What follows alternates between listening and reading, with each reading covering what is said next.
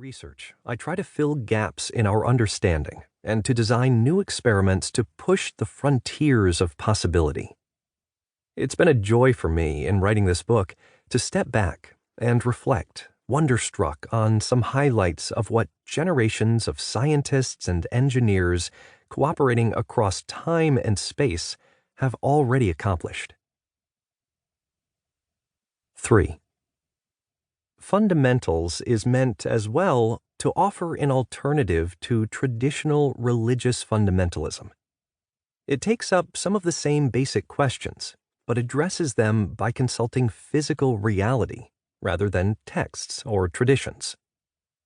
Many of my scientific heroes, Galileo Galilei, Johannes Kepler, Isaac Newton, Michael Faraday, James Clerk Maxwell, were devout Christians. In this, they were representative of their times and surroundings. They thought that they could approach and honor God by studying His work. Einstein, though he was not religious in a conventional sense, had a similar attitude. He often referred to God, or the Old One, as he did in one of his most famous quotations. "Subtle is the Lord, but malicious He is not." The spirit of their enterprise, and mine here, transcends specific dogmas, whether religious or anti-religious. I like to state it this way. In studying how the world works, we are studying how God works, and thereby learning what God is. In that spirit, we can interpret the search for knowledge as a form of worship, and our discoveries as revelations. 4. Writing this book changed my perception of the world. Fundamentals began as an exposition, but grew into a contemplation. As I reflected on the material, two overarching themes emerged unexpectedly. Their clarity and depth have astonished me.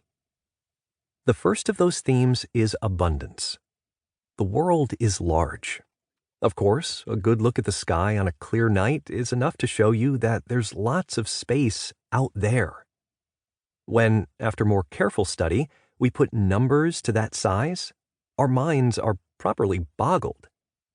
But the largeness of space is only one aspect of nature's abundance, and it is not the one most central to human experience.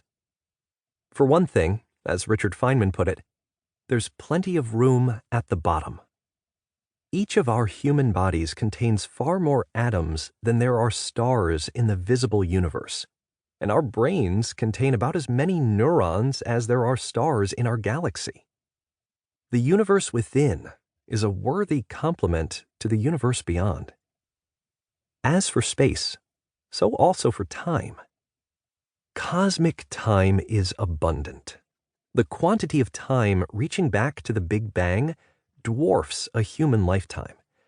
And yet, as we'll discuss, a full human lifetime contains far more moments of consciousness than universal history contains human lifespans. We are gifted with an abundance of inner time. The physical world is abundant as well, in hitherto untapped resources for creation and perception.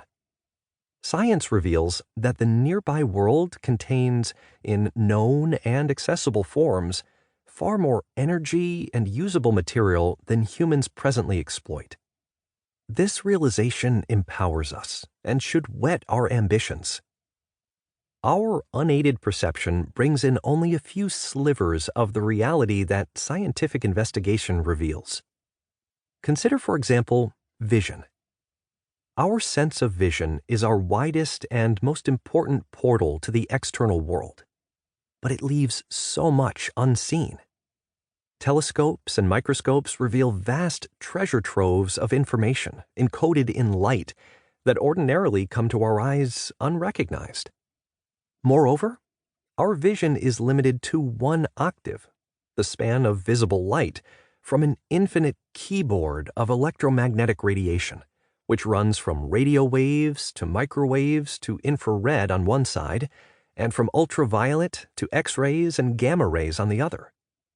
And even within our 1 octave, our color vision is blurry. While our senses fail to perceive many aspects of